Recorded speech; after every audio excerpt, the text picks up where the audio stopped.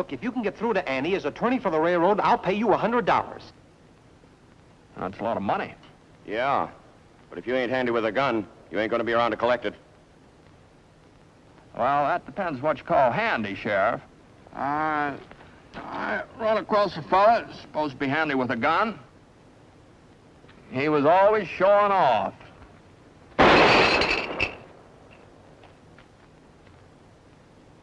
I don't hold with showing off.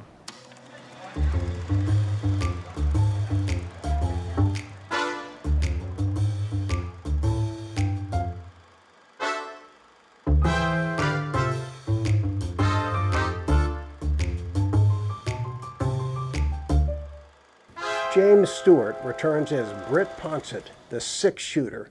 Hi, I'm Rob Word. Welcome to Word's Wayback, where tonight we've got a double bill. It's exciting because James Stewart, a Hollywood legend, stars in one, and the other stars the son of another Hollywood giant, Jody McCrea, Joel McCrea's son. Now, James Stewart was one of Hollywood's leading men, a legend for decades. In fact, he did a lot of radio work. People don't realize that, but during the 30s and 40s, many of the top stars did radio adaptations of their movies. James Stewart did an adaptation of The Philadelphia Story, the film that won him his Academy Award. On that radio broadcast was Cary Grant and Katharine Hepburn, his co-stars in that film. That was on LUX Radio Theater. He also did an adaptation of his classic, It's a Wonderful Life. Back in the early 50s, when radio was on its way out, Stewart decided to join some of the other stars who had done radio programs like Humphrey Bogart, Joel McCrea in The Tales of Texas Rangers, and Orson Welles. Stewart picked a Western. It was called The Six-Shooter, where he played Britt Ponset, a gunslinger with a heart of gold. It was Stewart's own laconic style, his great presence on radio, and his wonderful phrasing that made this show so memorable. He also did some adaptations on television of The Six-Shooter. The episode with James Stewart that we're showing tonight is an adaptation of one of the radio scripts called Silver Annie, with Britt Ponset, James Stewart of course, meeting an old friend. And that old friend is an old friend in real life, actress Beulah Bondi. They had worked together in It's a Wonderful Life and Mr. Smith Goes to Washington. It's terrific to see Beulah Bondi and James Stewart together.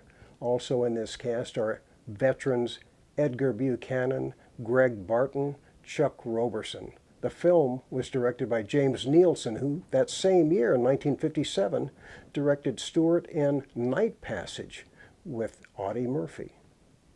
Our second film tonight stars Jody McCrea in a TV pilot in color called Johnny Moccasin. 6'3" Jody McCrea plays Johnny, and it's a shame that this didn't make it as a series, but right after this, Jody and his father co-starred in a series called Wichita Town. But probably Jody McCrea is mostly remembered as Deadhead. That's right, he played Deadhead in the Beach Party movies with Frankie and Annette for AIP. Now it's time to saddle up for James Stewart as Britt Ponset in Silver Annie and Jody McCrea as Johnny Moccasin. Two pilots. Let me know which one you think should have gone to series. I know which one I would pick. Let me hear from you. Right now, let's get 'em going.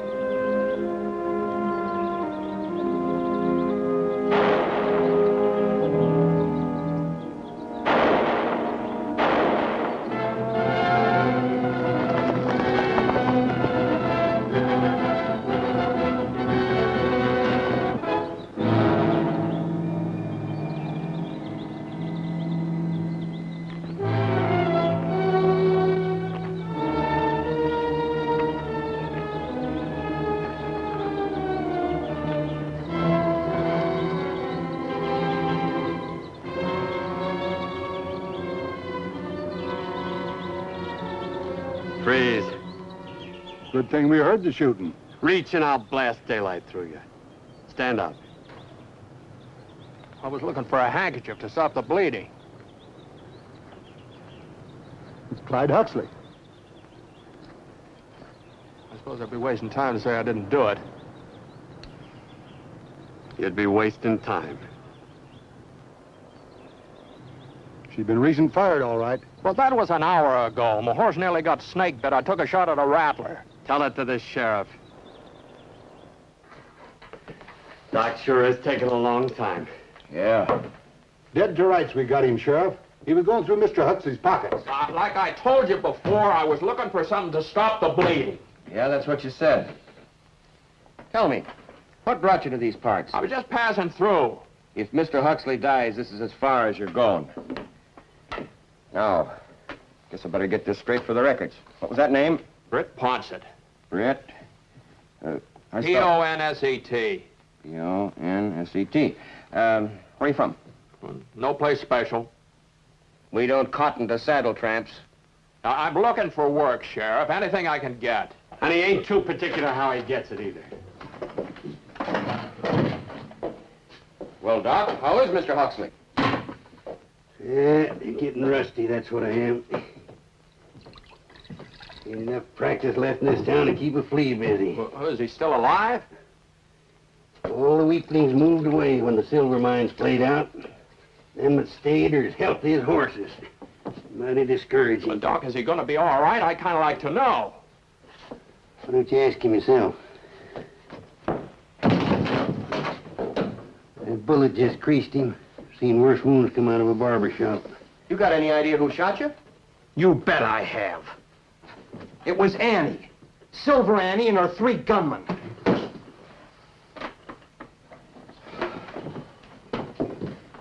Well, kind of looks like we owe you an apology, mister. You don't owe me a thing, Sheriff, except my gun. Well, help yourself. I was merely making one last attempt to get her to sign the right-of-way. I no sooner set foot on her property than she starts firing. She is as crazy as a loon. Sure beginning to look that way, isn't it? And he always has been a mite peculiar, sitting on that old Huxley mine like a hen hatching eggs. The trouble is there's no eggs left in that mine, not anymore anyway.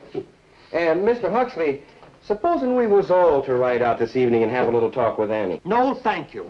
I'm washing my hands of the entire matter. I shall recommend that my company adopt the alternate route through Jasper Falls.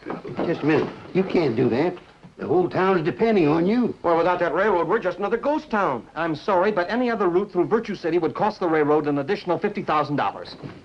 It don't seem right that one person could ruin a whole town. Couldn't you give us just a little more time so we could reason with Annie? Nobody can reason with that lunatic. I'm taking the first available transportation back to Chicago. Say, how'd you get mixed up in this anyway? Well, I'm not quite sure. I guess maybe I'm the curious type. Just like those fellows are the suspicious type. Well, we thought you'd bushwhacked him. We didn't know you were trying to help him. You won't be needing us now, Sheriff. So that's how it was. I want to thank you for the good intentions anyway.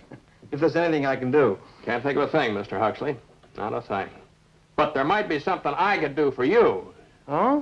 What way? Well, now, take this old woman you've been talking about. What's her name? Silver Annie. Silver Annie. Seems like to me she's been giving you fellows a bit of trouble. A bit of trouble? I want to show you something.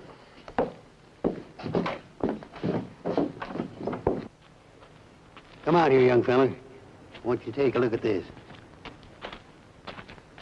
Just look at that town. 30 years ago, it was booming. Over here is the town hall. Courthouse burned down several years ago. We just never got around to putting it back up. Over here is a hotel. A lot of famous people slept there. Used to be the center of all our social activities. Look over here. That's the opera house. Most of the famous actors and singers of the day played in there. Yeah, there used to be wagon loads of silver going out here every month.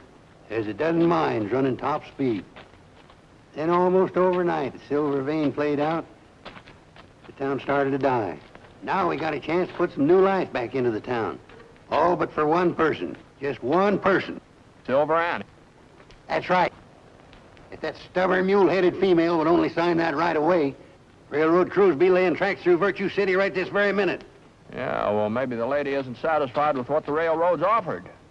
We don't know. She won't let us make an offer. The railroad sent me here as a last resort. Hoped I'd have some influence with her because her husband was my second cousin. You saw what happened. Uh-huh. Well, some folks just don't cotton to relatives. Silver Annie don't cotton to nobody. She's living in the past. I guess she has quite a past to live in. What makes you say that? Oh, I remember as a boy hearing about Silver Annie. I always used to hear about the wedding. How her husband, Sin Huxley, laid down a path of silver dollars all the way around the church. Sure, and he died a pauper. I remember hearing about the Opera House, too. He built that for this town just so his bride could hear Jenny Lind sing. Yeah, but those days are gone. These hills have been worked dry for years now. Annie thinks there's still silver in the old Huxley. Sits up there with a shotgun and 3 hired killers ready to shoot up anybody that comes near the place. You know, I just kind of think maybe there's a chance I could get her to sign that right-of-way paper for you. What makes you think she'll listen to you? Well, she won't trust her relatives, and she won't trust her neighbors, and she just might be crazy enough to trust a complete stranger. You know, she might at that. Well, even if she would listen, you couldn't get past those 3 gunslingers. I could try. Look, if you can get through to Annie as attorney for the railroad, I'll pay you $100. That's a lot of money. Yeah, but if you ain't handy with a gun, you ain't gonna be around to collect it. Well, that depends what you call handy, Sheriff. I run across a fella that's supposed to be handy with a gun. He was always showing off.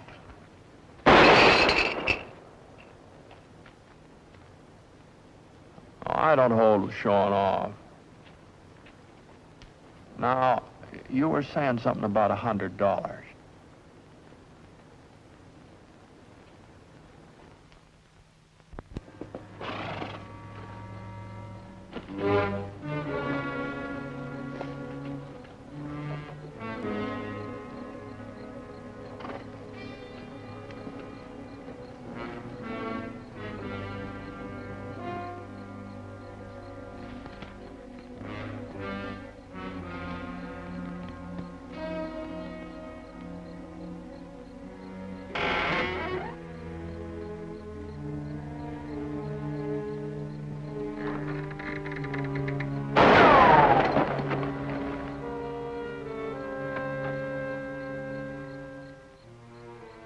Whoever you are, get.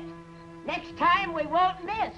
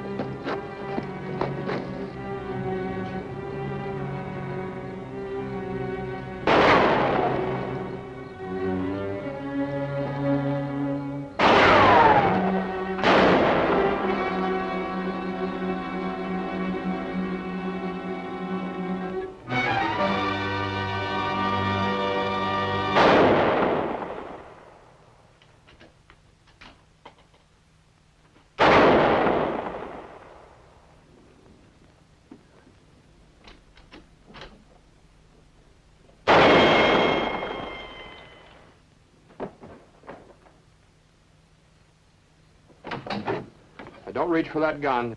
Shooting's over. Not by a dang sight it ain't. Now, you pick up that gun, I'll have to blast it out of your hands.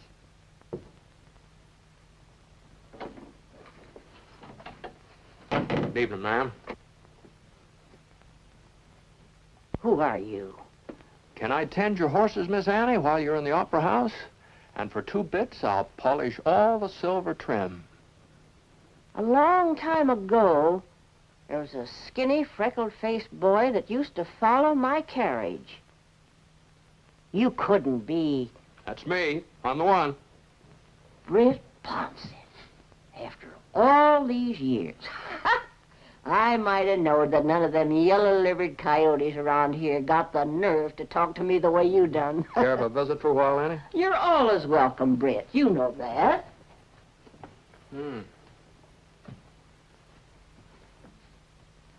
How about some coffee? Oh, I like that fine. How do you drink it? Black? Good. I like a man who takes his coffee black. That's the way Sin always drank his. What happened to your 3 gunslingers? Gunslingers? They wasn't nothing but 3 mangy prospectors I hired to help me work the mine. The buzzards ran out on me weeks ago. Well, you can't expect folks to work for nothing. Well, they'd have got paid sooner or later. More likely later. What do you mean? Well, you know as well as I do there's no silver in this mine. Who says there ain't? Well, everybody. Well, they don't know what I do. Britt, I wouldn't tell this to anyone but you. I've been working the North Shaft, and I found a vein that looks real promising. The Huxley'll be better than ever. Now, you don't really believe that, Annie. Why shouldn't I believe it? Sin and me took more than $1 million out of that mine, and there's plenty more just itching to be dug. Well, the folks in town don't seem to think so. Folks in town. They still going around saying, Silver Annie's just a little bit touched. Oh, no, they're not saying that. Exactly. Yeah, you needn't cover up for 'em. There ain't nothing goes on in Virtue City I don't smell it. Well, then you know the town needs a railroad. Needs it bad. Britt, if you come here to argue for that right away, you're just wasting wind. But they'd pay you a fair price, Annie. You could buy a little house. You could settle down. I don't want to settle down. I want to work the mine. You've got to think of the town, Annie. The Huxley built the town, didn't it? Yes, that's right. Yes, now it's going to finish it off. Well, I'll be going, Annie. Britt, I got no objection to the railroad. I'll need it to haul out the ore when I strike a rich vein. But does that line have to come right across my property? Well, in mountainous country like this, the railroad has no choice.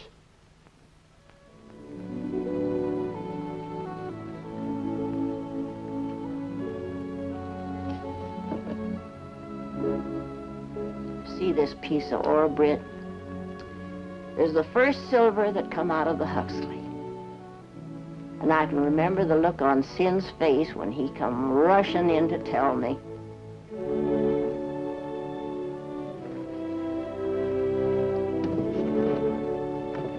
I suppose you think I'm just a stubborn old woman, Britt.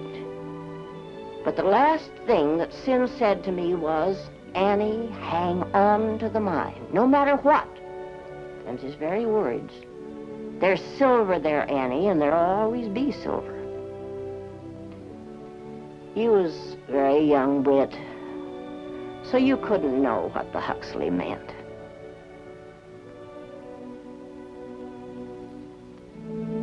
The Opry House. I wonder if you...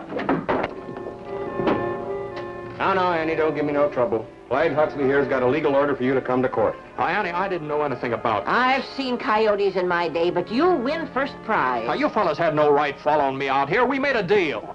Don't worry, even if you didn't get her to sign the paper, I'll see the railroad pays you your $100. Annie, I swear to you. Judas! All right, Annie, come on. Let go of my arm. I'm not one of your saloon girls. I'm Silver Annie Huxley. And if I've got to go to jail, I'll go under my own power.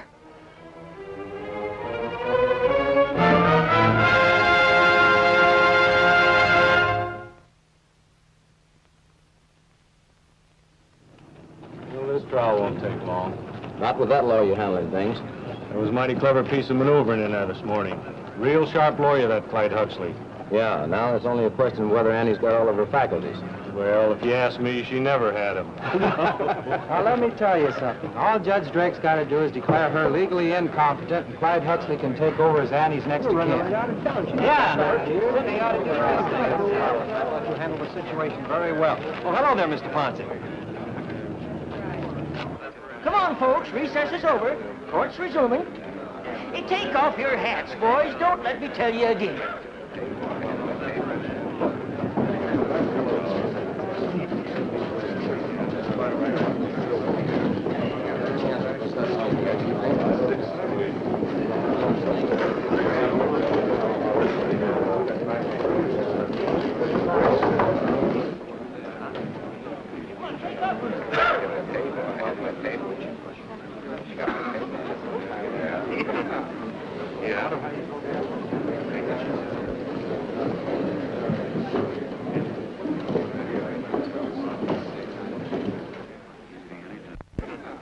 All right, folks, stand up for the judge. Come on, get up on your feet.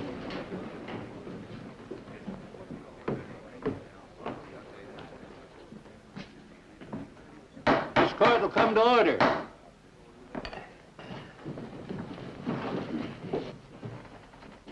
Now, Mrs. Huxley, there are some things here that I want to get perfectly straight for the record. Oh, sure, Judge, sure. Now, this morning, before the court recessed, you admitted that you had taken a shot at some people who were approaching your place of residence. I admitted shooting people that were trespassing on the Huxley mine, if that's what you mean. Yes, yes. Well, did this happen often? Just as often as they tried it. Only it wasn't often enough. In order. Quiet. Well, you'll have to agree, Mrs. Huxley, that this behavior of yours wasn't exactly normal. It's normal for me. Well, what I mean is that the average person doesn't use firearms to ward off harmless visitors. The average person don't own the Huxley mine, neither. Well, Your Honor, yes, Mr. Huxley. I think this is the crux of my cousin's delusion. I told you I wasn't your cousin, and I don't see how sin could be related to you, neither. Must be a throwback or something. Quiet. Quiet, I say. As I was saying, Your Honor, I think the crux of Mrs. Huxley's delusion is that the Huxley mine still contains silver when we all know it to be quite worthless. How would you know that? Well, you yourself, you proved it. I understand you've been digging in that mine every day for the last 10 years without any success. Well, yes. But if that makes me crazy, well, then Sin must have been mad as a March hare. He prospected for 12 years before he made his first strike. I still got 2 years to go before I get even with him. You may step down, Mrs. Huxley. Are there any further witnesses, Mr. Huxley? Yes, Your Honor. I would like to call to the stand Mr. Britt Ponset. Mr. Ponset? Mr. Ponset.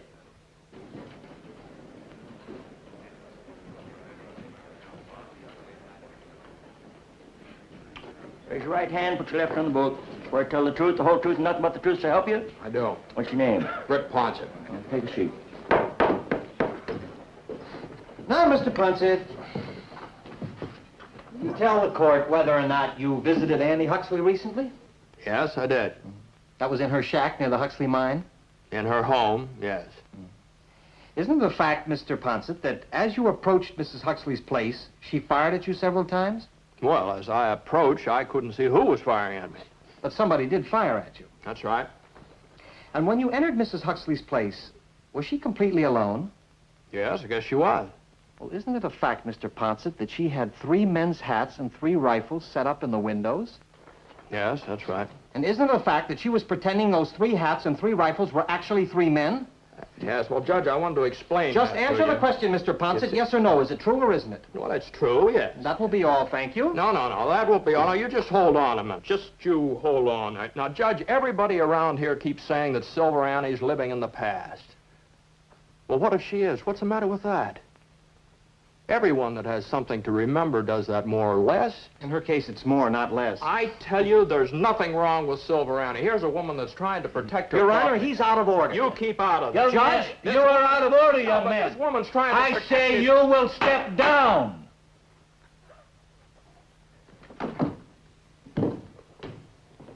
Any more witnesses, Mr. Huxley? No, Judge.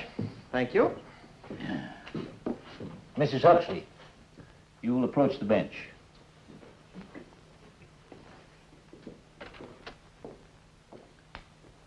After considering the testimony of Mr. Clyde Huxley, and after weighing the medical evidence of the learned doctor... Learned doctor? Old Doc Cross?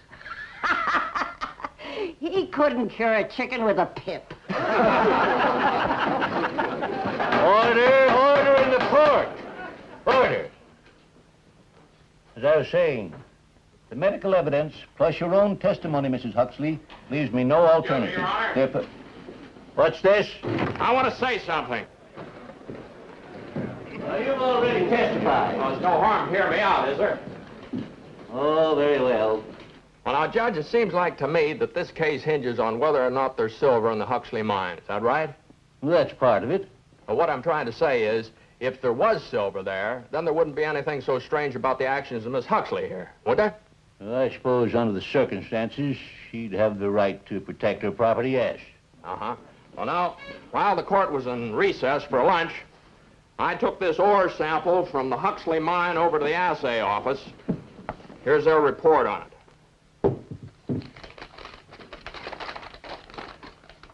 Sample tested, assayed value, $125 a ton.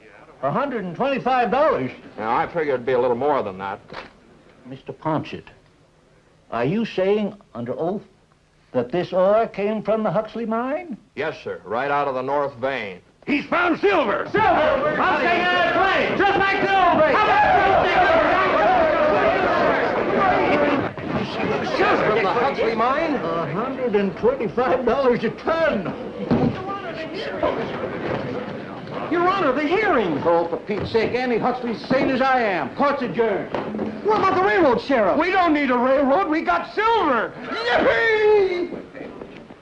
I don't suppose there's any question now about the railroad going through Virtue City. Guess there isn't. Uh-huh.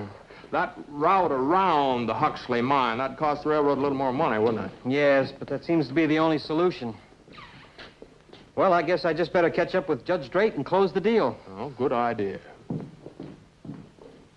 Britt Ponset, Yes, ma'am? you'd better get out of town. They're going to tar and feather you for sure. Why, what do you mean, ma'am? What do you mean? Oh, you think I didn't recognize this piece of ore that's been on my mantle for 30 years alongside the other bookend? Yeah, I thought sure the judge was going to ask me when that came out of the Huxley mine. He'll get around to it. But you didn't lie, Britt. Oh, I didn't lie. You told him it come out of the north vein, and that's where it come out of, all right. That's right. But under the circumstances, I kind of think maybe I'd better be moving along.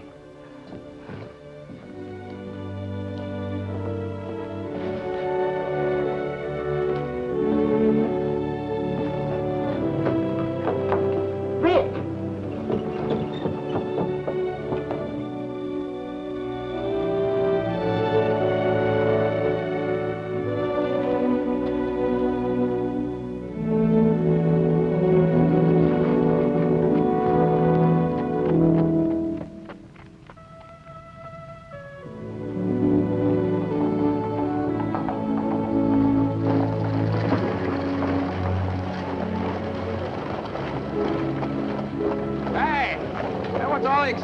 Why, didn't you hear? Big silver strike in Virtue City. Oh, that. I was there last week when it happened. It turned out to be a false alarm. Yeah, but that was last week. It seemed that false alarm got everybody out prospecting, and the first thing you know, somebody found it. The real thing. Silver! Well, what do you know about that?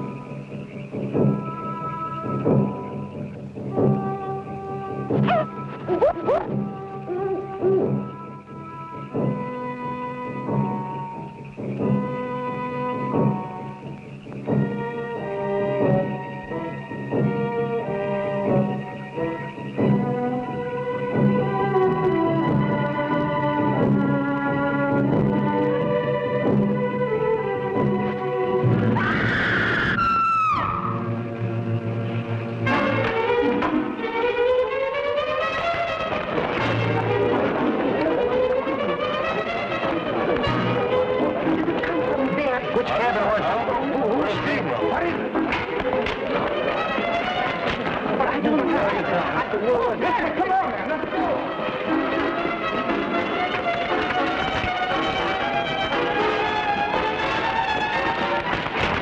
Somebody hurt? Can't from here. Must have been Sue. Are you all right? Let's see, what happened? What happened, sir? What's wrong? Are you all right? I was reading. I glanced up from my book, and I saw a man's face in the window. Well, I was startled, and I screamed. An Indian. Must have been. Indian? And the first one that comes sneaking around ain't likely to be the last. Oh, but I don't think it was an Indian. What do you mean? Find anything out there? Moccasin tracks. Well, we'll have to have armed guards all around the settlement, 24 hours a day. Oh, but I'm sure it wasn't an Indian. What makes you so sure? Well, his hair. It was blonde.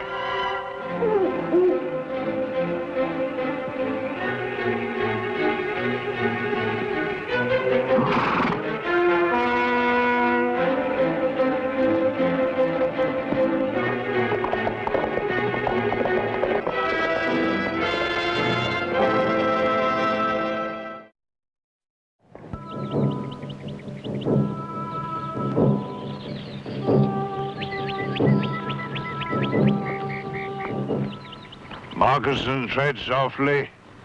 You are at an age to choose, to decide whether you wish to become a warrior of the tribe or return to your people, the pale-faced ones.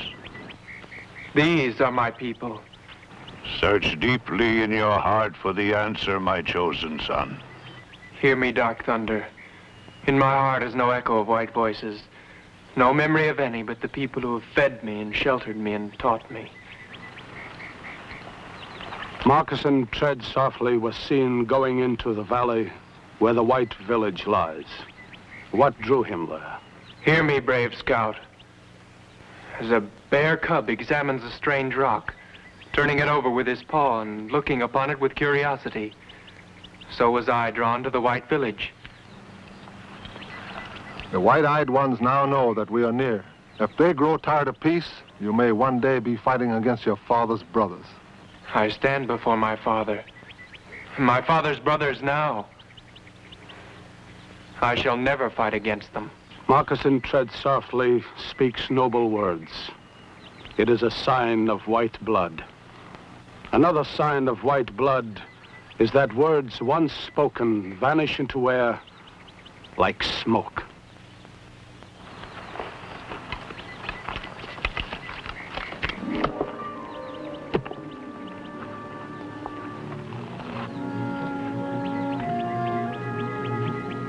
Who will tell me which is the white blood and which the red?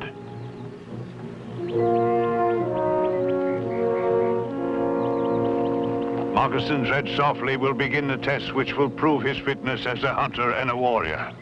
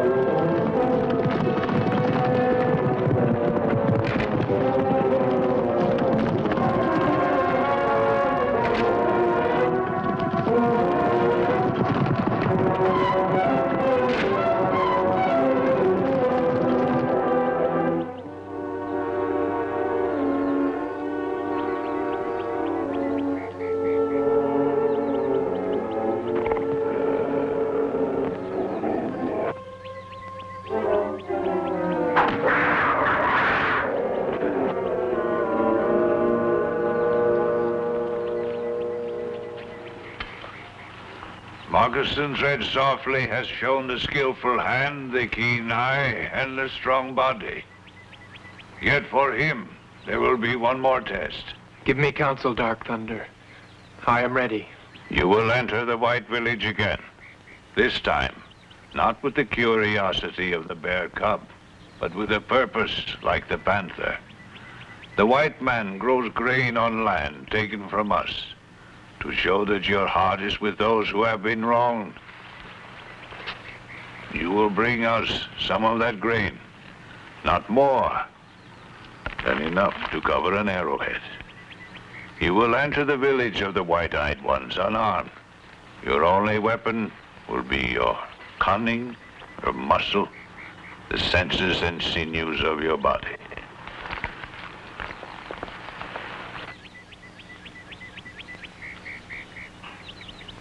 You will return by the second sunrise.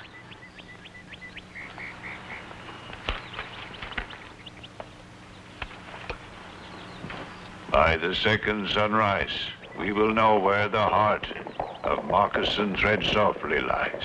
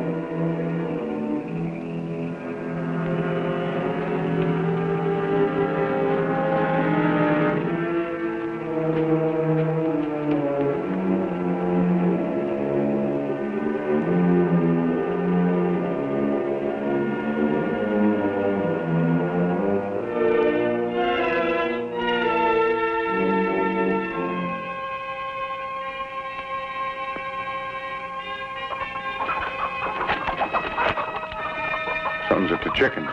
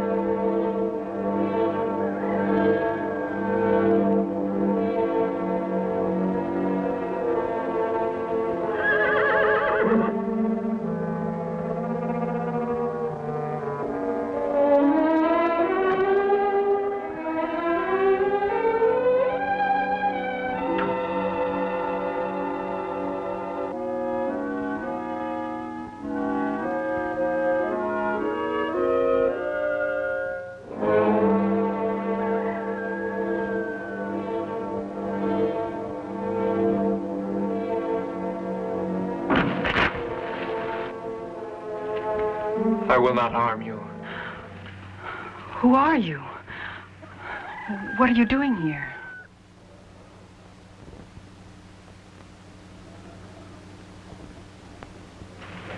Your hair.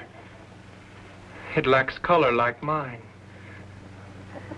It was you I saw outside my window the other night, wasn't it?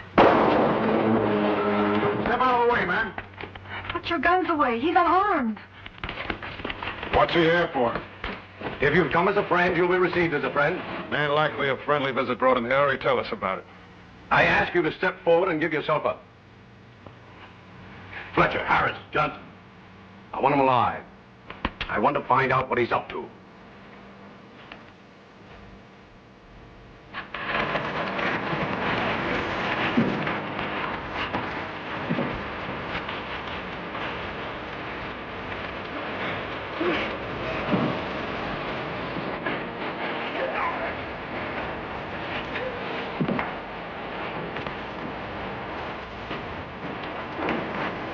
I said I wanted him alive. Rope him, boys.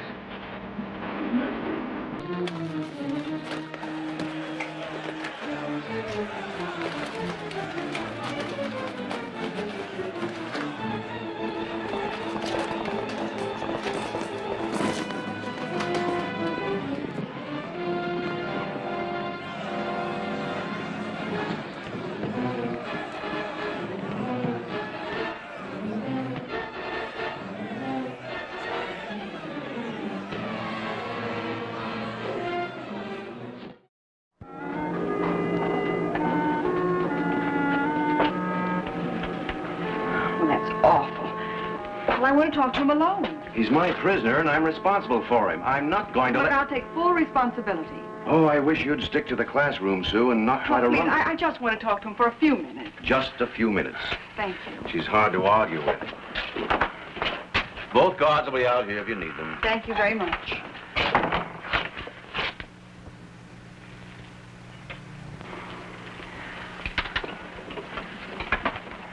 I want to apologize. For all of them. They behaved disgracefully.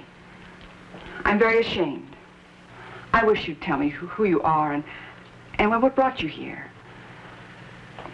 Oh, I know you haven't been treated in a very friendly fashion, but... Well, it's very bad for your circulation. If I untie you, will you promise not to try to escape?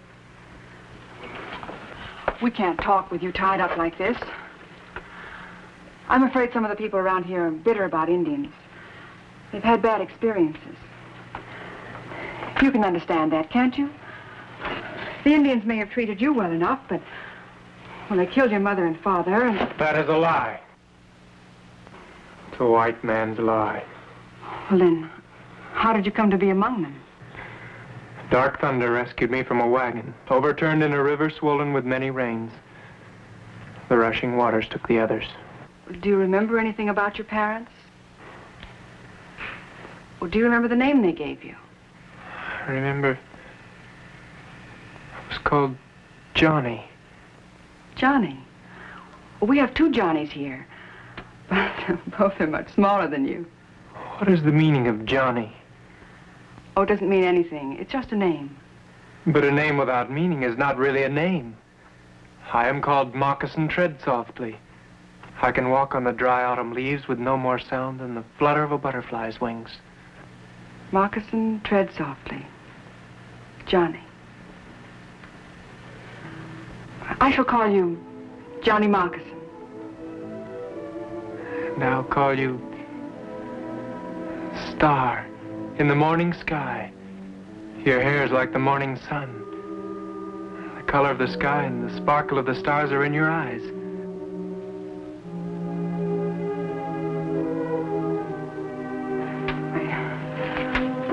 I would like to teach you something of your own people, of the customs of your parents' people. You wish to instruct me? Yes. Teaching is my job. Usually, though, I teach children. And girl children? Well, girls and boys. You teach boys to hunt and trap? You instruct them in the use of their weapons? No, not quite that. I teach the children our way of life. And I'd like to teach it to you, too. My people have given me instruction. Oh, but I meant a different kind of instruction. I want you to learn to read and to speak of the things that size people talk about. I can read the weather in the skies. I can read the trail and know from it who passed before me. I can speak so that the birds in the trees believe me one of them. I can talk the language of the animals of the forest. Perhaps we can learn from each other.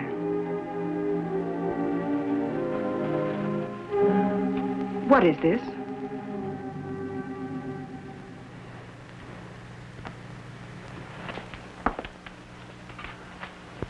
There's some grain in it. What is it for? Pete Cooper said, ma'am. Bill! Yeah? Stand back, miss. You took responsibility for the prisoner, Miss Easton. You broke your word, man. Move away, miss. Move away!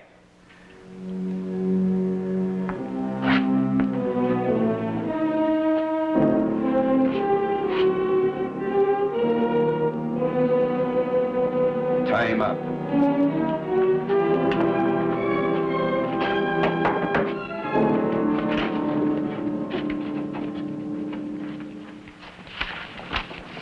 Blonde hair or not, he's an Indian, Pete. He acts like an Indian and thinks like an Indian. I've seen it happen this way before. It always starts with one scout nosing around, always ends with a full-scale attack. All we can do, Frank, is be prepared. We can do more than that. We can prevent it. How? Get rid of the boy now. And serve notice on the Redskins that we're the wrong people to fool with. I don't enjoy bloodshed any more than you do.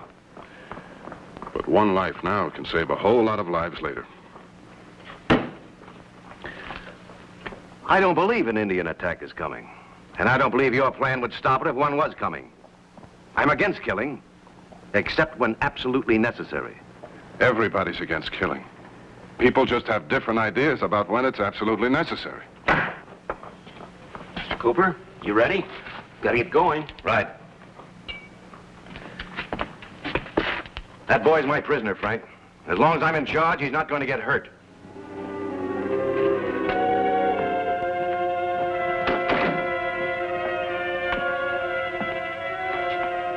I've been listening to what you've been saying, Mr. Hill.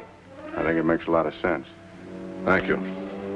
I'm on guard duty tonight, prison room. Are you? I could take care of the whole thing real easy. What do you mean? Well, like you said, a little blood now can save a lot of blood later on.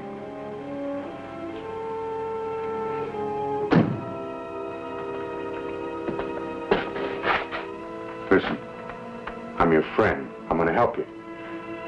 I'm going to turn you loose so you can escape. Judd. Do me a favor, will you, Judd? What's that? Give me some tobacco. Well, is it all right to leave here? Sure, as long as one of us is on duty. All right.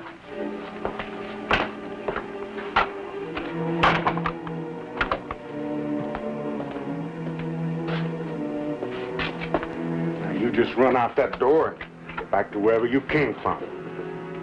I'm your friend. I'm going to help you. Now, go ahead before the other guard gets back.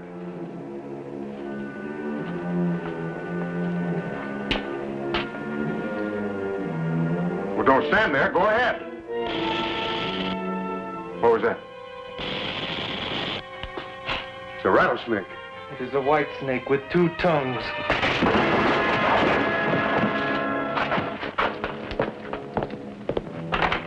I got your tobacco for you.